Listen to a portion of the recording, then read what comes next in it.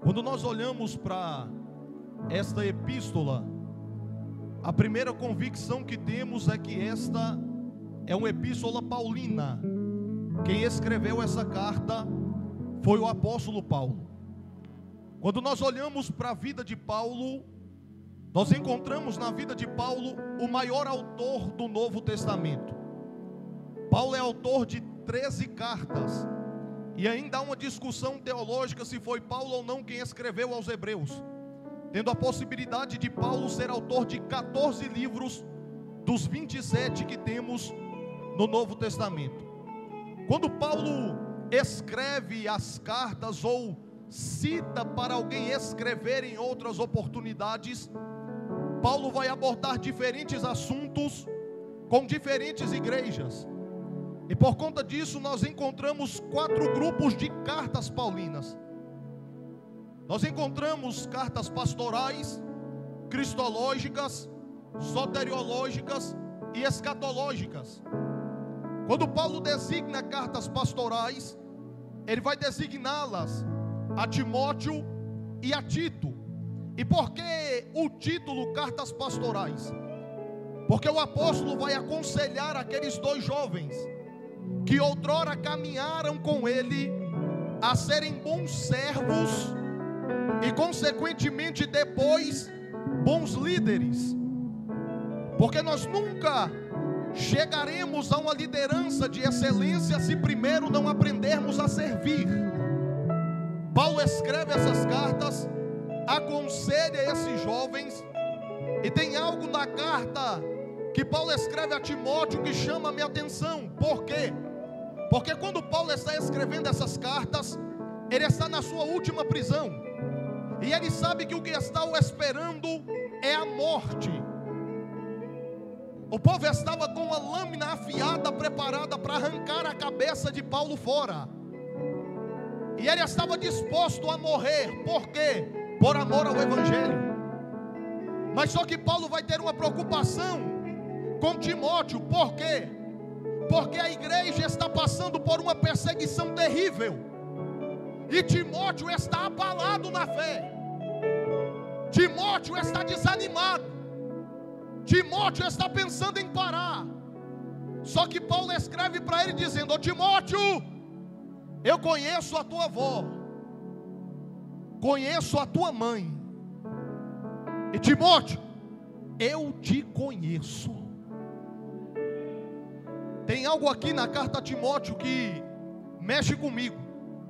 É quando Paulo diz que lembra de quando ele andava com Paulo para aprender, e Paulo pregava a palavra e Timóteo chorava. Ele diz: ó Timóteo, eu lembro quando eu pregava e você chorava. E por que eu acho extraordinário Paulo falar da avó, da mãe e falar dele? Sabe por quê? Porque nós temos que entender que o Evangelho é de geração em geração. E escute o que eu vou te dizer: nada contra pregar e falar sobre John Wesley, Jonathan Edwards, Evan Roberts, Susana Wesley, que para mim a potência que foi John Wesley e a família é graças à mãe deles. Porque os meninos eram alfabetizados, era lendo Bíblia. Então foi a mãe que ensinou no caminho, não jogou no caminho e disse vai. Ensinou no caminho. Quem ensina no caminho está do lado. Estava dizendo: meu filho, eu vou te ensinar a ler a Bíblia, mas lendo com você. Nada contra falar sobre esses homens, nada contra se lembrar das histórias de nossos avós, de nossos pais. Quem nunca ouviu essas histórias? Ah, meu filho, para ir para a igreja a gente tinha que correr de boi brabo, atravessava rio em enchente, sujava o pé todo de barro, na igreja não tinha luz, não tinha microfone, mas quando cantava os hinos da harpa, Jesus já começava a batizar. Escute isso daqui: nada contra lembrar das histórias dos nossos irmãos. Só que o que Paulo está dizendo para Timóteo é: meu filho, a geração da tua avó já foi, a da tua mãe está passando. E a pergunta que eu tenho para fazer para quem é chamado aqui nessa manhã é: vai manter o nível de intimidade com Deus ou vai deixar a intimidade cair? O que a geração futura terá para contar a respeito de nós? É por isso que Paulo escreve dizendo: Timóteo, não apague o espírito que há em ti. Paulo também é autor de cartas cristológicas. E quando Paulo escreve cartas cristológicas, uma das igrejas que a recebe é a igreja de Éfeso. E Paulo vai tratar com essa igreja a respeito da doutrina de Cristo. E o que é a doutrina de Cristo? É o ensino do próprio. Paulo vai ensinar para aquele povo que, independente da igreja ter autoridade espiritual, como pastor, evangelista, presbítero, diácono, auxiliar, a igreja é coordenada primeiro por Cristo. E quem está aqui na terra está somente como um mordomo, para cuidar do que é dele e para fazer a vontade dele. Paulo também vai designar para as igrejas de Tessalônica cartas escatológicas. E quando Paulo designa cartas escatológicas, ele vai tratar com essas igrejas a respeito dos últimos acontecimentos. A igreja de Tessalônica está sendo oprimida, perseguida, maltratada, humilhada. E por conta disso, alguns cristãos estão olhando e dizendo: será que vale a pena servir a esse Jesus? Será que vale mesmo a pena ir para um culto de mão dado com a esposa e voltar sozinho? Por quê? Porque ela foi morta por amor ao evangelho. Será que vale mesmo a pena ir para um culto alegre, contente, cantando com a família formada e voltar com a família incompleta? A igreja está começando a ficar abalada, a tristeza está querendo tomar conta do coração dos cristãos.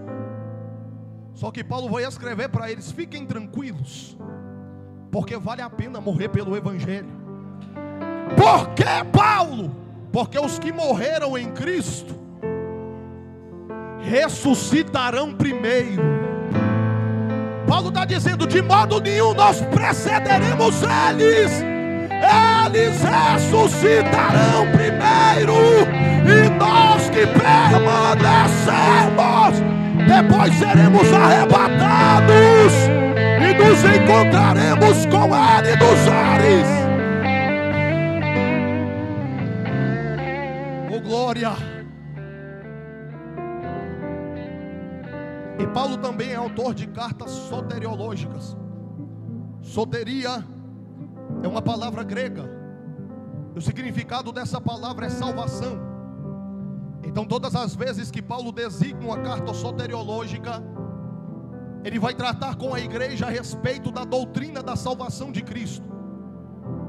E a carta aos Gálatas, a qual nós acabamos de ler, é uma carta soteriológica. Na visão de muitos estudiosos das Sagradas Escrituras, esta é a primeira carta de Paulo a ser escrita no ano 49 depois de Cristo.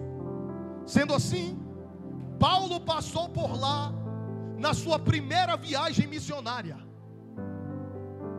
E a Bíblia nos mostra que Paulo prega, o povo aceita a mensagem, aceita o chamado do evangelho, mas só que pouco tempo depois, Paulo vai receber uma notícia que o entristece. E ele começa essa carta dizendo a indignação que ele está a respeito dos cristãos da Galácia. Ele começa dizendo: eu me espanto de quão depressa vocês abandonaram o caminho do evangelho. Paulo está dizendo: eu passei por aí, preguei a palavra, vocês aceitaram, mas a notícia que eu tenho é que pessoas se infiltraram em vosso meio, tiveram acesso às oportunidades da igreja e começaram a pregar o que a Bíblia chama de doutrina de demônios. Sabe por quê? Porque os judaizantes pregavam dizendo que a salvação era por obras, e que a aliança com Deus era pela circuncisão. E Paulo agora vai escrever essa carta com a intenção de rebater as heresias pregadas por esse homem. Só que sabe o que mais me espanta no texto? É que a igreja não percebeu. Eles chegaram, sentaram nos últimos bancos, levantou a mão, deu 3 glórias, alguém já disse, é chamado, traz mais para frente. Chegou mais para frente e falou uma língua estranha, alguém olhou e disse, meu Deus, é cheio, trouxe para o primeiro banco. Chegou aqui na frente e derramou 1 litro de lágrima, alguém já disse, põe em cima do altar e deixa pregar. Só que deixa eu te dizer uma coisa, a aliança externa qualquer um pode ter. Parecer que é chamado, qualquer um pode parecer. Só que o próprio Cristo, quando veio na terra, já havia combatido essas heresias. Porque enquanto eles diziam que a salvação era por obras, o próprio Cristo no Evangelho de Lucas, capítulo de número 9, versículo 23 e 24, o próprio Cristo falou, olha só, dizia a todos, se alguém quer vir após mim, a si mesmo se negue, dia a dia, tome a sua cruz e siga-me. Por que, Jesus? Porque quem quiser salvar a sua vida, perdê-la-á. Mas quem perder a vida por minha causa, este a salvará. Sabe o que Jesus estava dizendo?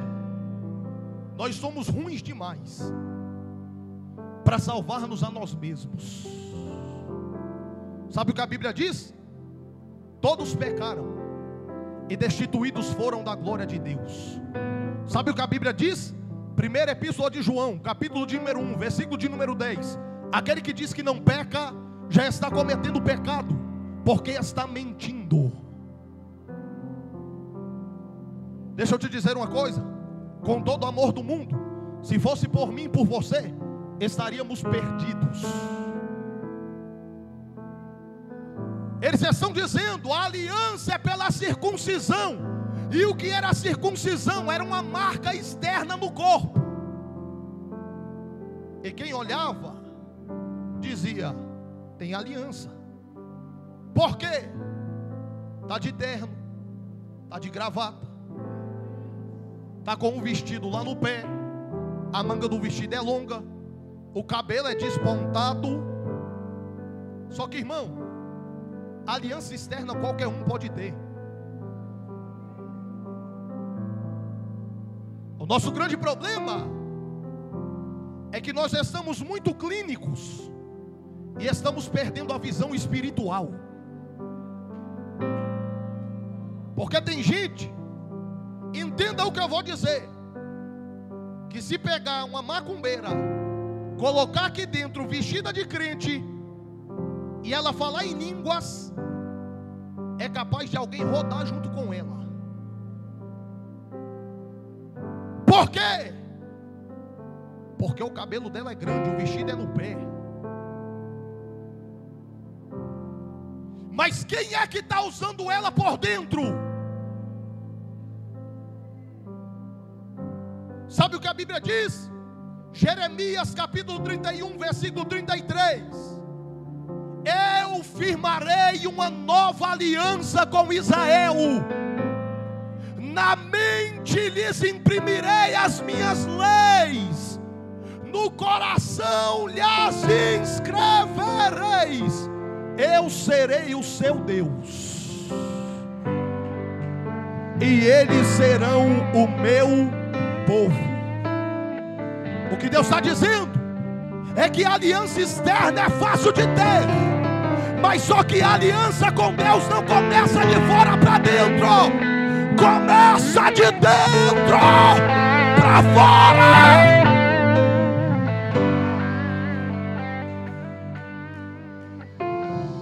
Mente fala de domínio, coração fala de sentimento. O que Deus está dizendo é que se tu tem aliança com Ele e aceita o chamado dEle na tua vida, Ele tem que te dominar por completo.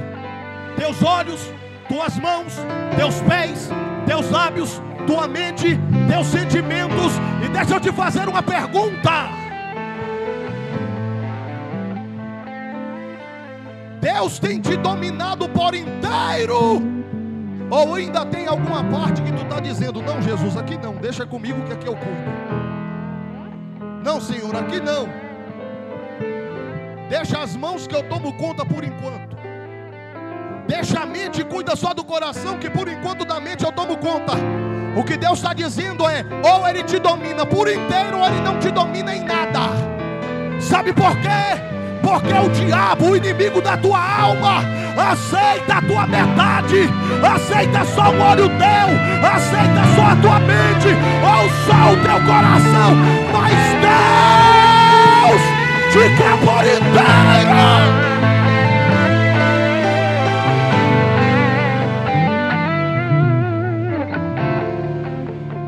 Nós vamos chegar lá. Eu estou pregando para quem é chamado.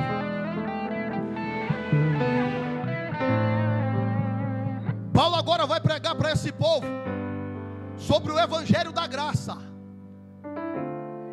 Só que o grande problema é que hoje, quando a gente fala a palavra graça, alguém já ora e diz: é por isso que eu posso pecar, é por isso que eu posso viver na pouca vergonha, é por isso que eu posso ficar com um pé na igreja e outro no mundo. Por quê? Porque eu estou no tempo da graça. Tem se levantado doutrinas hereges a respeito desse assunto. Nós temos visto uma teologia invadindo alguns auditórios, porque eu não chamo de igreja quem aceita esse tipo de mensagem, mas essas heresias têm invadido muitos auditórios.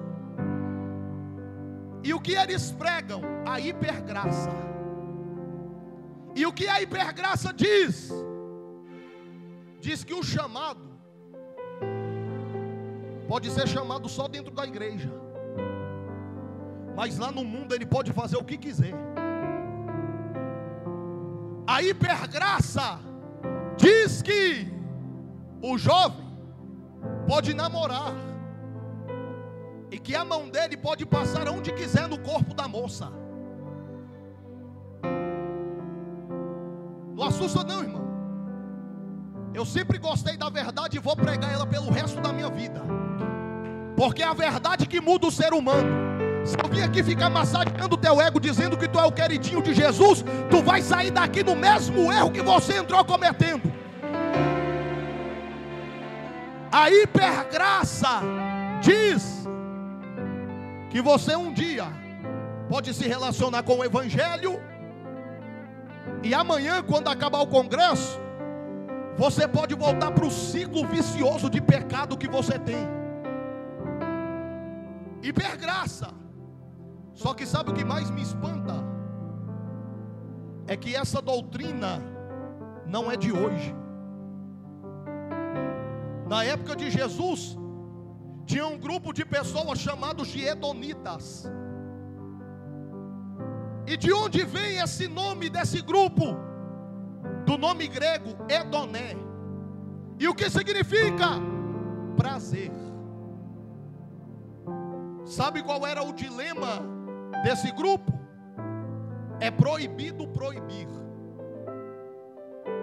E eles completavam dizendo: se te gera prazer, tem que ser praticado. Na época de Jesus, irmão, Jesus pregando e esses homens ensinando. Não precisa desse evangelho de cruz, não. Para que tomar a cruz para seguir Ele? Vem por esse caminho que é mais fácil. Só que no meio de tantas heresias, no meio de tantas doutrinas de demônios, o que fazer? Um conselho simples: fica com a Bíblia. Sabe por quê? Porque a Bíblia vai dizer no livro de Cantares, capítulo 2, versículo 15, olha só o que está escrito aqui: apanhai-me as raposas. Quem está escrevendo é Salomão. Salomão está dizendo: apanhai-me as raposas, mas as raposinhas que devastam os vinhedos, porque as nossas vinhas estão em flor. Vou te explicar. Salomão era o homem mais rico da época, foi o homem mais rico da Bíblia. E ele era dono de várias coisas naquela época, inclusive de vinhas. Eles iam lá, plantavam a uva, as folhas iam se espalhando até dar a flor. E depois da flor vinha o fruto. O que Salomão está dizendo é: toma cuidado com as raposas. Para ficar mais claro, cerca para as raposas não entrarem. Só que o próprio Salomão está dizendo: o grande problema é que a gente está cercando as raposas e as raposinhas continuam entrando e devastando a vinha. Sabe qual é o nosso grande problema? Muito crente colocou na cabeça que existe pecadinho e pecadão. Tem muita gente dentro da igreja que diz assim: Deus me livre de cometer um adultério, mas a língua dele é desse tamanho.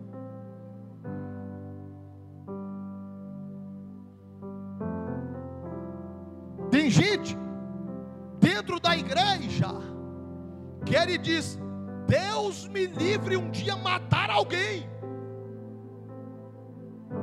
Só que o pastor dele diz: irmão, faz isso daqui. Ele desobedece e vai para o outro lado. Deixa eu te contar uma coisa: quem mata e quem desobedece liderança constituída por Deus vai para o mesmo inferno. É só para você entender que você está dando brecha para muita raposinha na tua vida. Mas Deus me trouxe aqui para te dizer nessa manhã: você é chamado. Fecha as brechas.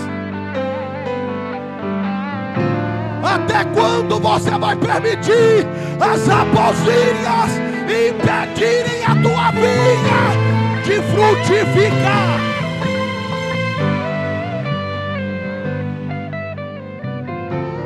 É por isso que tem muita gente dentro da igreja, pastor, que é crente há 5, 10, 15, 20, 30, 40 anos.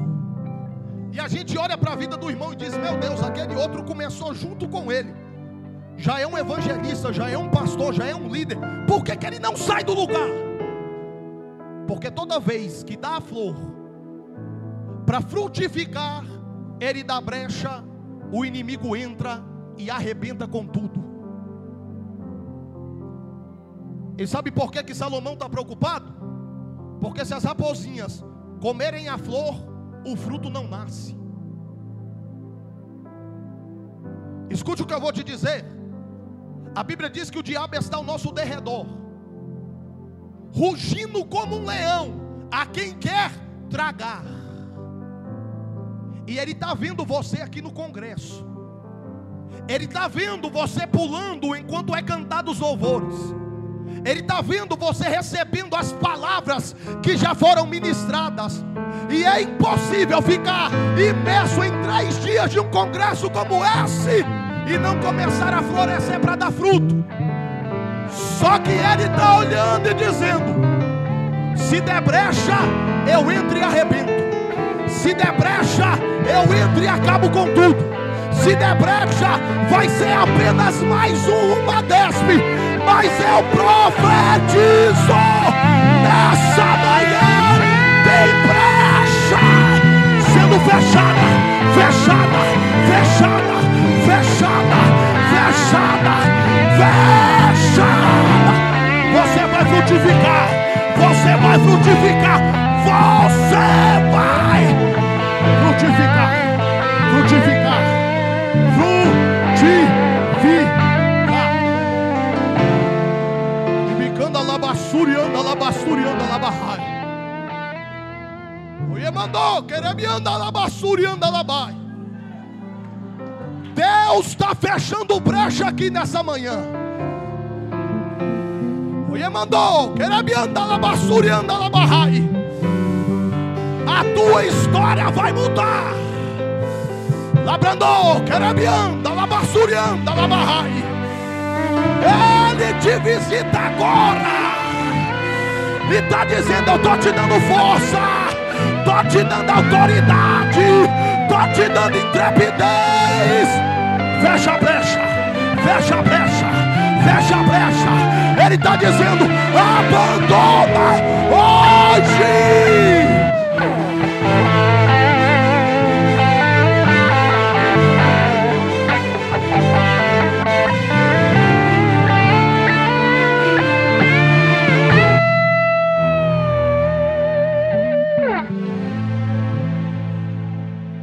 Satanás está mordendo o rabo, porque ele está perdendo nessa manhã.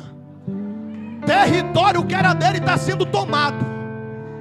Tem gente que veio para esse congresso dizendo: eu vou participar de mais um, mas eu acho que não vai mudar em nada. Só que Deus está dizendo: eu te visito agora. Eu te visito agora. Eu te visito agora. Eu te visito agora. Deus está abrindo a visão espiritual de pessoas aqui. E está dizendo: olha a brecha, fecha. Olha a brecha, fecha. Olha a brecha, fecha. Fecha, fecha, fecha, fecha.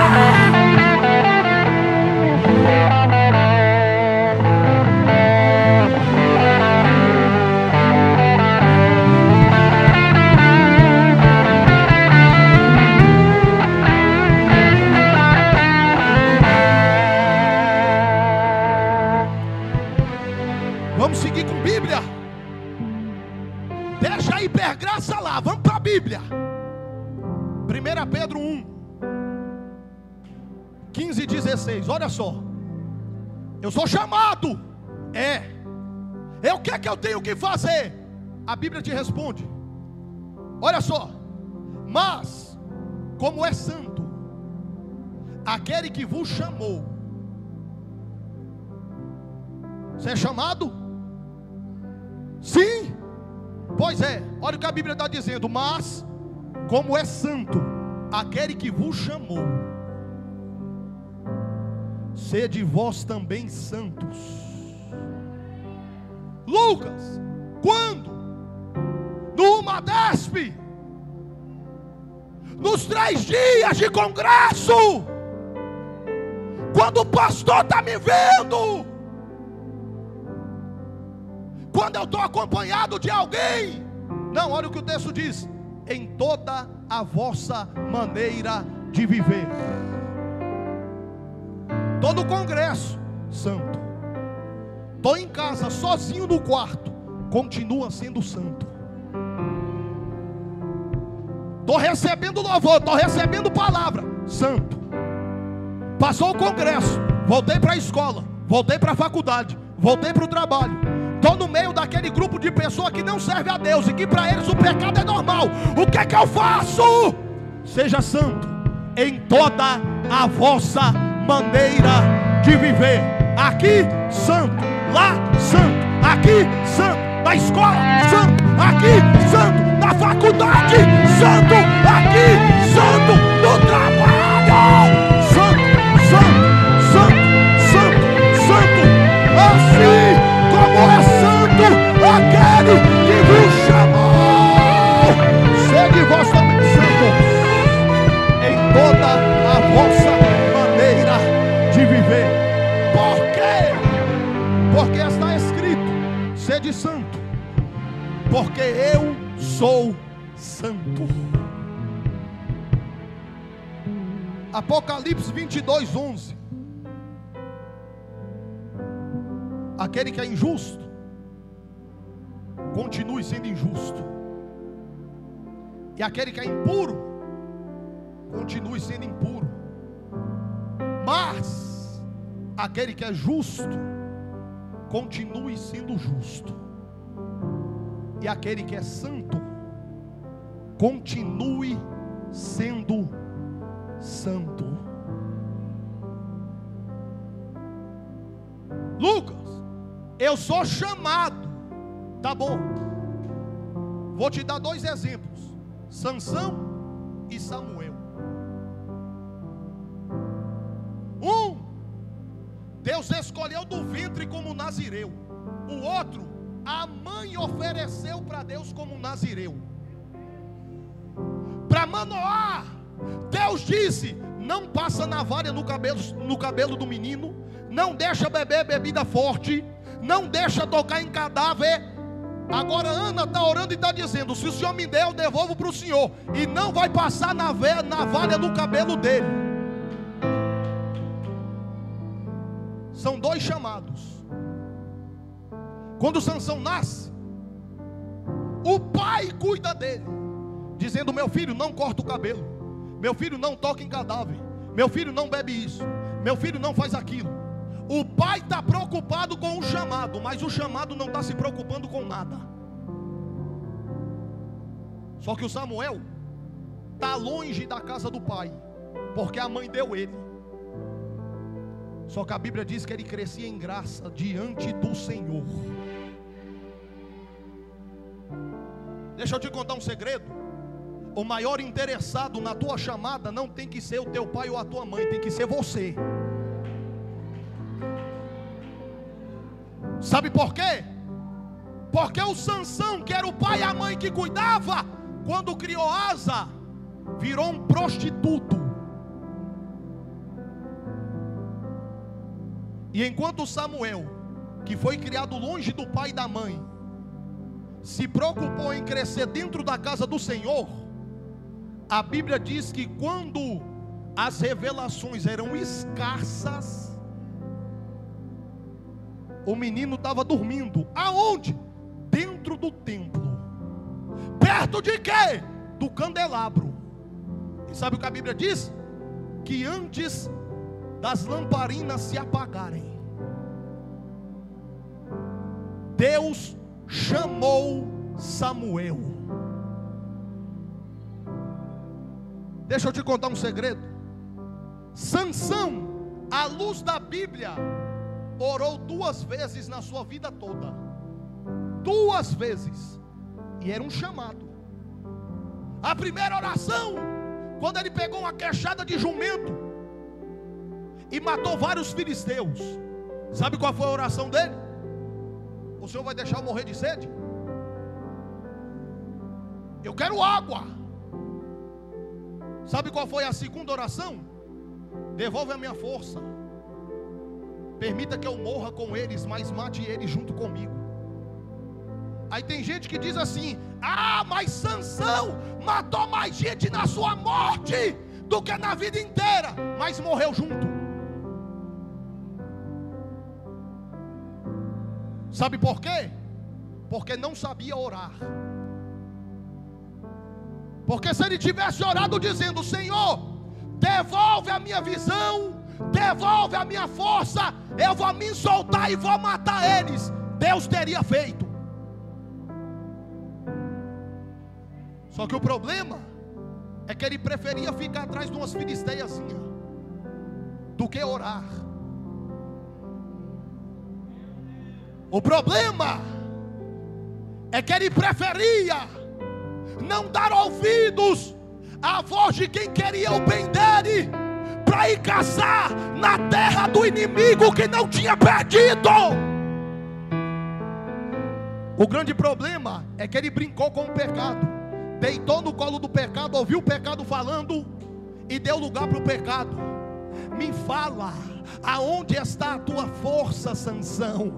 Sabe qual foi o maior erro de Sansão? Dizer que a força estava no cabelo. Porque se ele fosse crente de verdade, ele tinha dito que a força estava em Deus. Só que quando você para de orar, você começa a esquecer do que Deus fez pela tua vida e começa a ver o que você faz.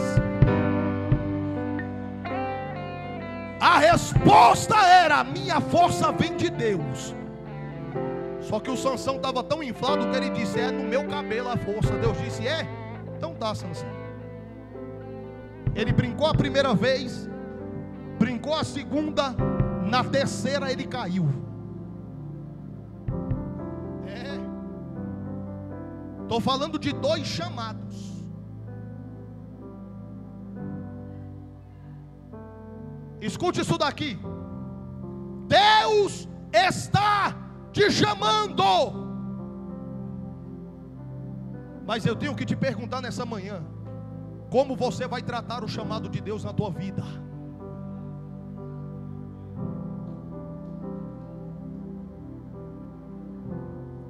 Lucas, então como um chamado tem que se portar?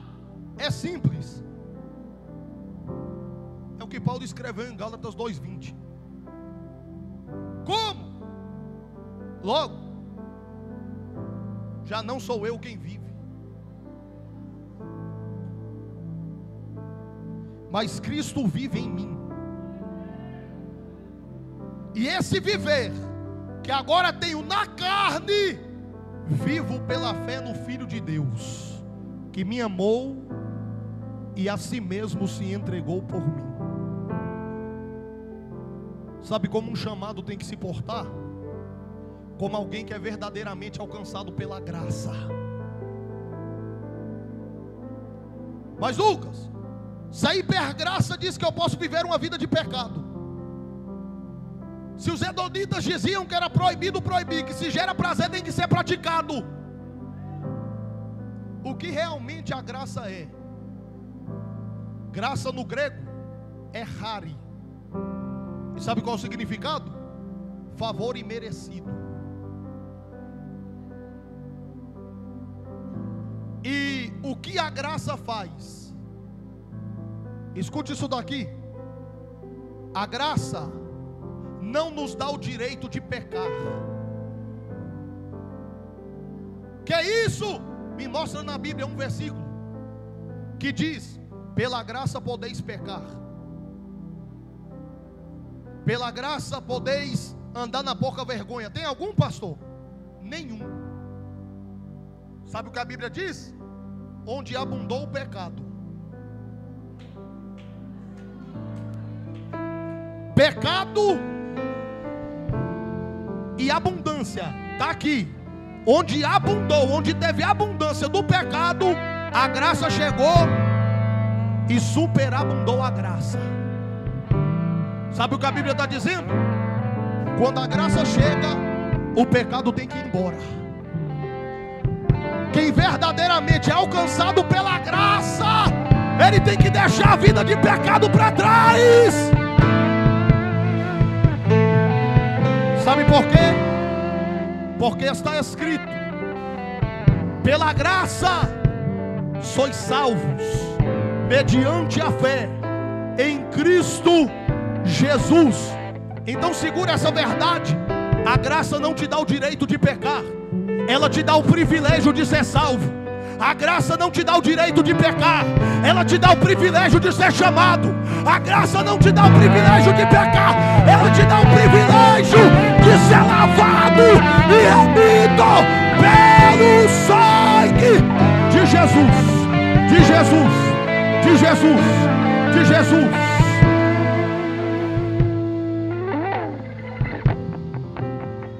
Escute isso daqui.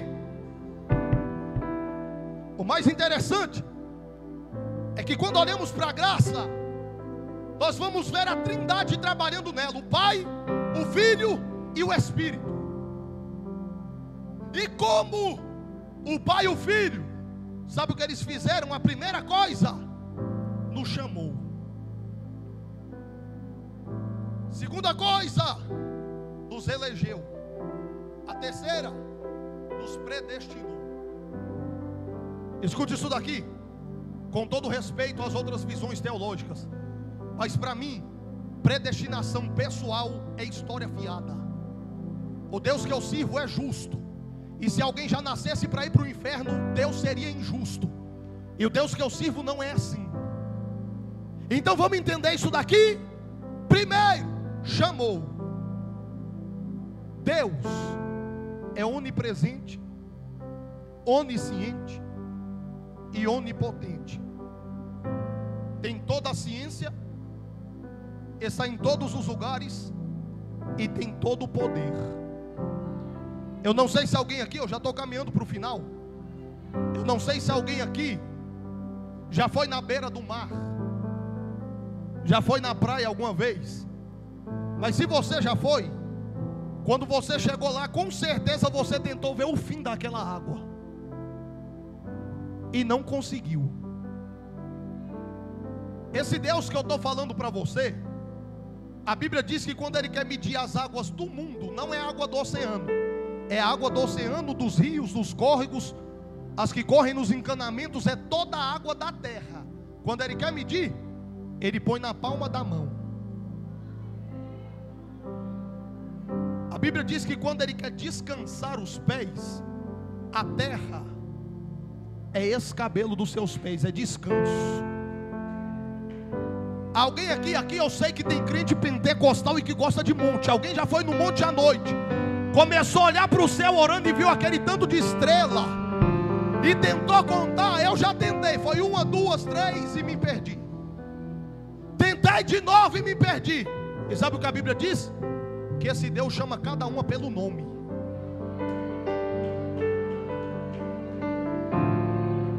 Só que vem aqui comigo, mesmo Ele tendo todo esse poder, Ele diz: a graça está aqui e eu estou chamando, vem quem quer. Porque nós somos dotados de algo chamado livre-arbítrio.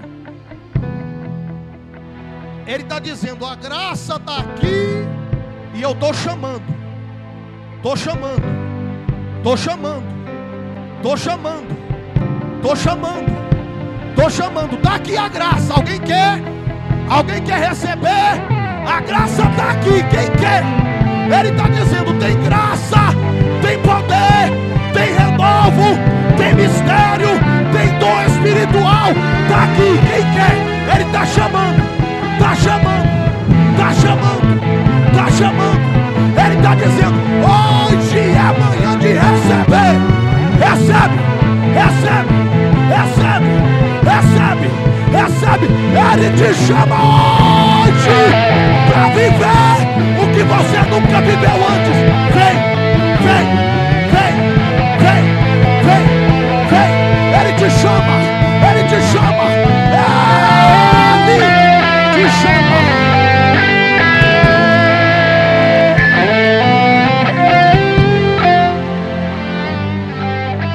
Depois de chamar, Ele elege. Sabe por quê? Porque quando Ele se entregou na cruz do Calvário, meu pastor, Ele deu um grito dizendo tetelestai. Tetelestai queria dizer 3 coisas. Primeiro, quando alguém comprava uma propriedade e dava o último carimbo, se dizia tetelestai, o preço foi pago. Quando alguém era preso e tinha que cumprir pena, depois de cumprir a pena era se rasgada a acusação e se dizia: a sentença foi cumprida. E na terceira ocasião, quando o exército romano juntava os melhores soldados e ia até uma terra estrangeira, chegava lá, derrotava o povo, tomava a terra. Então quando eles voltavam para Roma, tinham ramos sendo jogados para o alto, a festa estava preparada e o povo dizia: tetelestai, tetelestai. Por quê? Porque fomos como estrangeiro e voltamos vitoriosos. Sabe o que Jesus estava dizendo no alto da cruz? Eu comprei vocês. A dívida era alta, mas o carimbo está dado, é propriedade minha.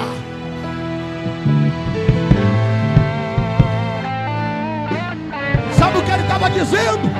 Vocês eram prisioneiros, escravos do pecado, mas eu fui lá e cumpri a sentença no lugar de vocês. Estava preso, estava cativo, mas ele disse: vem, vem, vem, está livre, está livre, está livre, está livre, está livre, está livre. Só quem é livre. Cadê? Cadê você? Cadê você que é livre?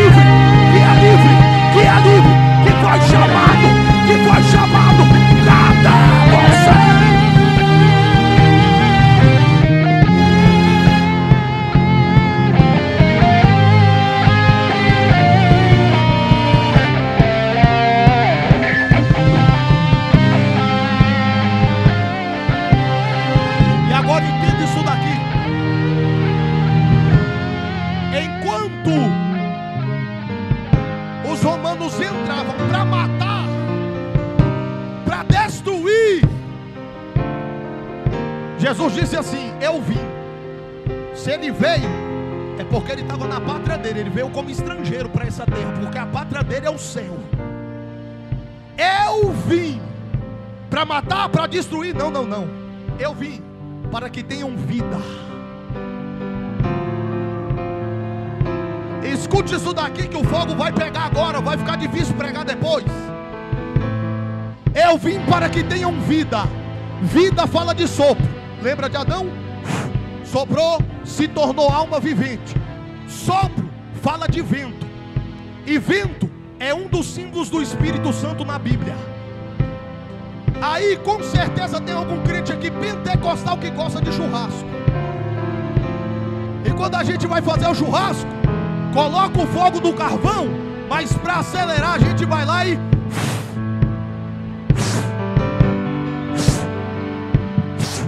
Só que agora deixa eu te explicar um negócio. Já se coloca de pé para receber o que Deus vai entregar. O mistério é tão grande que o Espírito ao mesmo tempo que é vento é fogo, ao mesmo tempo que é fogo é vento. Então eu te digo, receba o vento e receba o fogo. Receba o vento e receba o fogo. Receba o vento e receba o fogo. Vai se alastrar, vai alastrar, vai alastrar, vai alastrar. Já tem alguém aí cheio. Começa a falar em línguas, ora em línguas, ora em línguas, ora em línguas, ora em línguas. Vai alastrar, vai, vai, vai, vai, vai. Ele está dizendo: eu te chamei para ser cheio, cheio, cheio, cheio. Você não foi chamado para viver como no mundo vive. Você não foi chamado para viver no pecado. Você não foi chamado para viver na pouca vergonha. Não, não, não. Ele te chamou para ser santo, santo, santo, santo. Samuel, me ajuda ali. Deixa Deus te usar. Escute isso. Tem graça aqui hoje.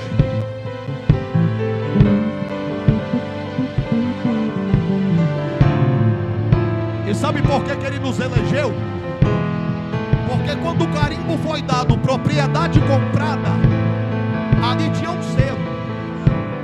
E a Bíblia diz que um dos símbolos do Espírito Santo na Bíblia é o selo. E a pessoa que tem esse selo, Deus olha do trono e reconhece os que são seus. Deus está olhando lá do trono agora. E será que tem alguém selado aqui nessa manhã? Será que tem alguém cheio do Espírito Santo aqui nessa manhã? O que Deus está dizendo é: tem graça, mas não uma graça que te permite viver relaxadamente. Uma graça que te chama para ter responsabilidade com o chamado que eu separei para a tua vida. Uma graça que te chama para morrer para o teu eu, morrer para a tua vontade, morrer para os teus desejos, para viver a vontade do chamado de Deus. Eu quero fazer algo aqui. Só quem quer ser alcançado por essa graça, sai do seu lugar correndo e vem aqui para frente.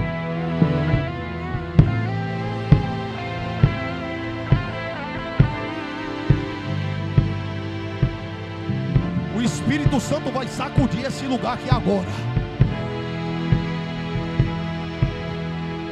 Pode vir, é poder de Deus. Você não está vindo aqui buscar outra coisa, é poder de Deus.